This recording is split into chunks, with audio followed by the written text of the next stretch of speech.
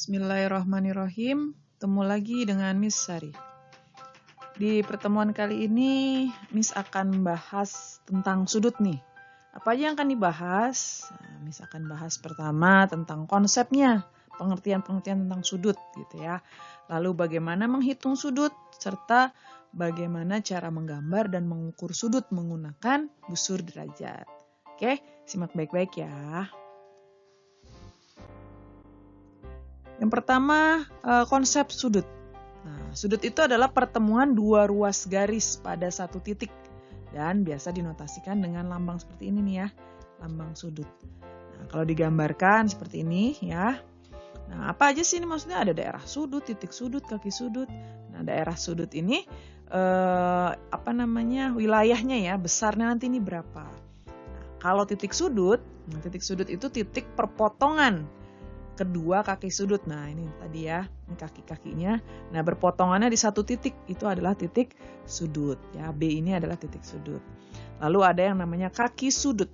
Nah, kaki sudut ini garis sinar ya, jadi garis-garis ini yang membentuk sudut tersebut. Nah, ini ada garis A sama garis C ini ya, garis AB sama CB ini. Ini adalah kaki-kaki sudutnya. Oke? Nah, selanjutnya satuan sudut. Nah, saat kita tahu satu putaran penuh itu besarnya 360 derajat. Ya, jadi kalau makanya analoginya satu putaran itu 360 derajat, maka setengah putaran, nah setengah putaran itu berarti setengah dari 360 derajat, yaitu 180 derajat. Nah, 180 derajat ini disebut dengan sudut lurus. Nah, lalu seperempat putaran penuh, nah, berarti 360 derajat dibagi 4 itu adalah 90 derajat. Nah, sebut juga sudut siku-siku. Nah, ini dari putaran. Nah, kalau kita mau bentuk menjadi menit dan detik ya, jadi penulisannya seperti ini. 1 derajat itu 60 menit. Jadi dari 360 derajat itu kan satu putaran. Satu putaran itu kan kalau dibagi 60 itu 60 dibagi ini per derajatnya itu 60 dapatnya ya.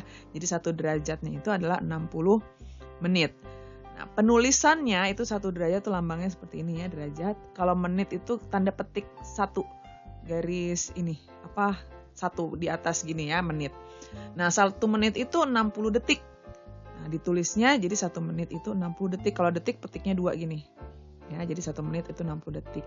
Berarti karena 1 menit itu 60 detik dan 1 jam itu adalah 60 menit, maka 1 derajat itu adalah 3.600 detik. Ya, jadi ditulisnya 1 derajat itu 3.600 detik. Nah, ini hubungan antara derajat, menit, dan detik.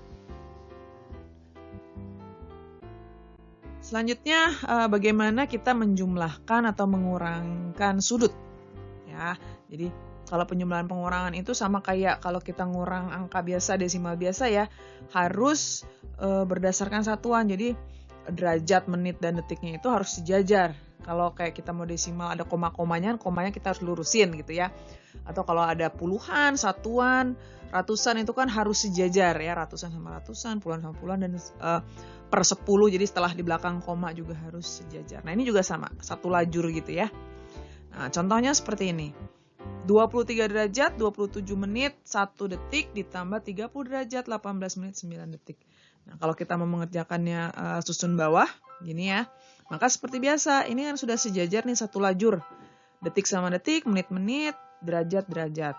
Maka kalau ditambah, tinggal kita tambahkan, 1 tambah 9, 10, 27 tambah 18 itu 45, 23 tambah 37 itu 60. Maka hasilnya adalah 60 derajat, 45 menit, 10 detik.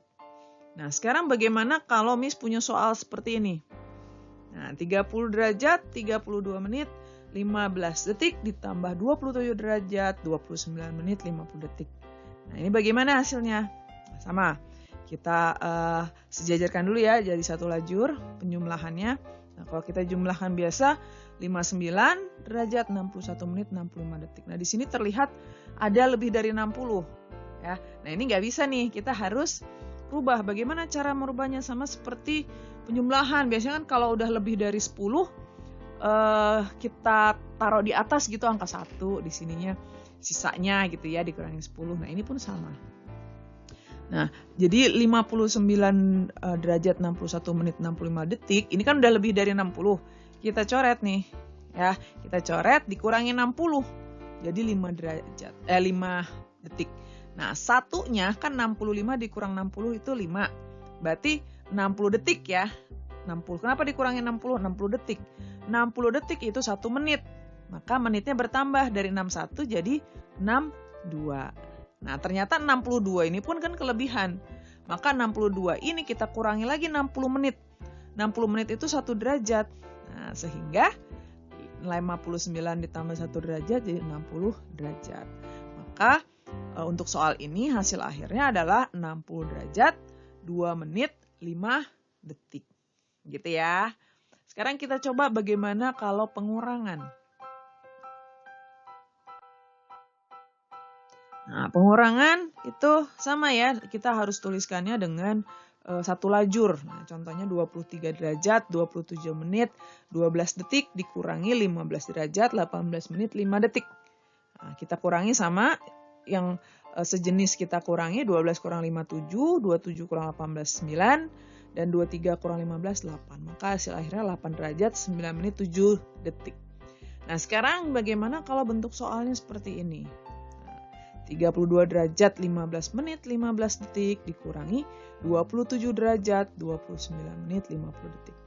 Nah, ternyata kan kalau kita kurangi, nah 15 dikurang 50 kan kurang ya. Nah, maka kita pinjam 1 dari 32. Nah, pinjam 1 menit itu kan sama aja 60 detik. Nah, maka 60 ditambah 15, 75 detik. Nah, 32 sisanya jadi 31 karena satunya udah diambil sama detik. Nah, berarti yang kita kurangi adalah 30 derajat, 31 menit, 75 detik. Gitu. Konsepnya sama seperti pengurangan biasa. 75 dikurang 50 itu 25. 31 kurang 29, 2. 32 kurang 27 itu adalah 5. Maka hasil akhirnya adalah 5 derajat, 2 menit, 25 detik. Gitu. Mudah ya? Kita lanjutkan. Sekarang bagaimana notasi dan nama sudut? Nah, pertama, sudut itu diberi notasi tanda ini ya tadi udah disampaikan sebelumnya. Nah, dia dibaca sudut. Sudut biasanya diberi nama dengan 3 cara. Yang pertama, bisa menggunakan simbol. Misalnya alfa, sudut beta, sudut gamma, dan sudut theta. Ini simbol-simbolnya nih ya. Simbol dari Yunani, bahasa Yunani. Yang kedua bisa juga menggunakan nama titik sudut. Nah, bisa sudut A, sudut B, sudut C, jadi titik sudutnya. Atau yang ketiga menggunakan nama ujung kaki sudut. Nah, 3 huruf, misalnya sudut BAC, sudut ABC, dan sudut ACB. Ya, jadi 3 huruf. Nah, itu kalau mau menamakan sudut. Selanjutnya, bagaimana cara menggambar sudut? Nah, ini kita siapkan dulu nih ya busurnya. Pertama, tarik ruas garis AB. Kita tarik dulu garis nih AB. Ya. Lalu yang kedua, letakkan busur derajat pada ruas garis AB ya dengan titik A berimpit pada titik pusat. Nah, jadi titik A ini, yang titik A ini pas di titik pusat si busur. Ya, titik pusatnya itu ada di tengah sini. Lalu ruas garis AB-nya ini sejajar atau berimpit ya, nempel dengan garis nolnya. Garis nol itu yang garis lurus ini harus berimpit.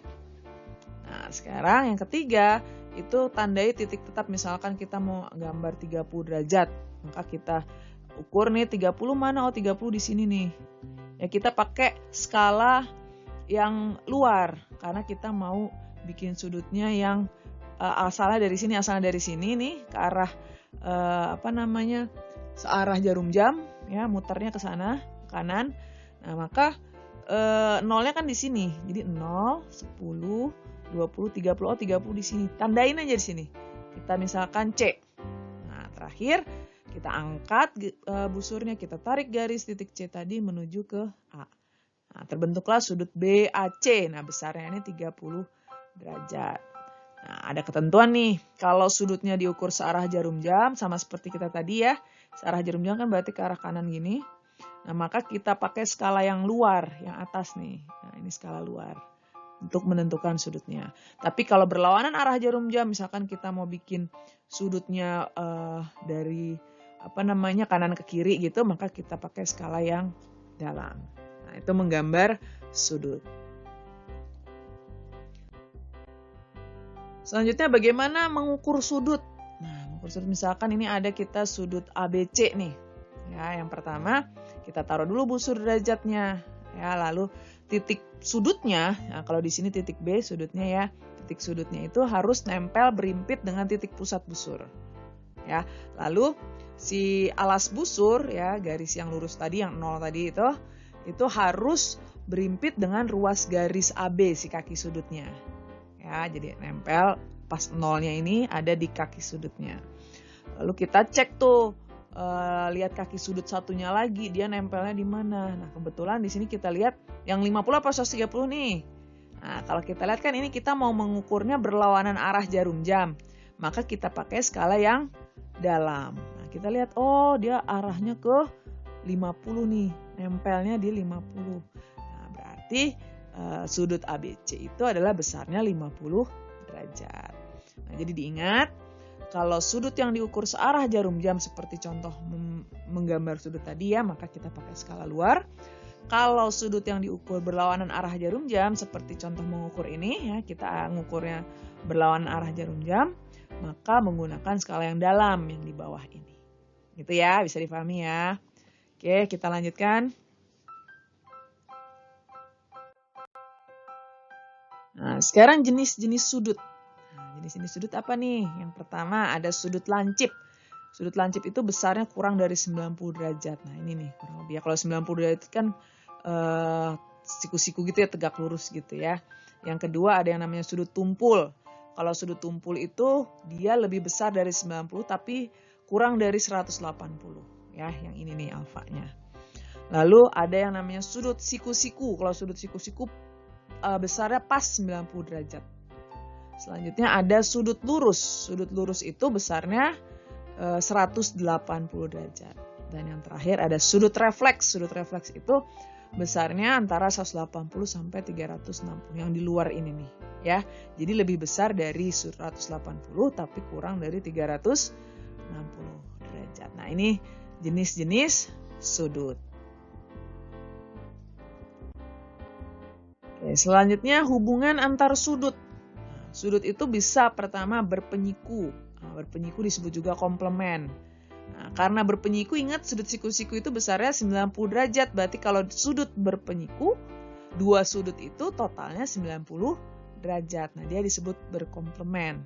Contohnya nih, gambarnya seperti ini. Maka sudut A ditambah sudut B itu besarnya 90 derajat. Lalu yang kedua, sudut berpelurus atau suplemen. Kita ingat sudut lurus itu besarnya 180 derajat. Maka besar sudut A ditambah sudut B itu besarnya 180 derajat. Nah, ini dia bersuplemen. Yang ketiga itu adalah sudut bertolak belakang. Nah, kalau bertolak belakang itu pantat-pantatan gitu ya. Jadi ada dua garis. Nah, maka besar sudut A itu sama dengan sudut B.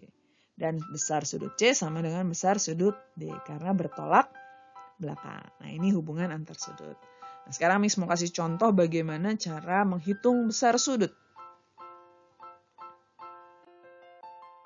Nah, contohnya nih, diketahui sudut P dan Q saling berpenyiku.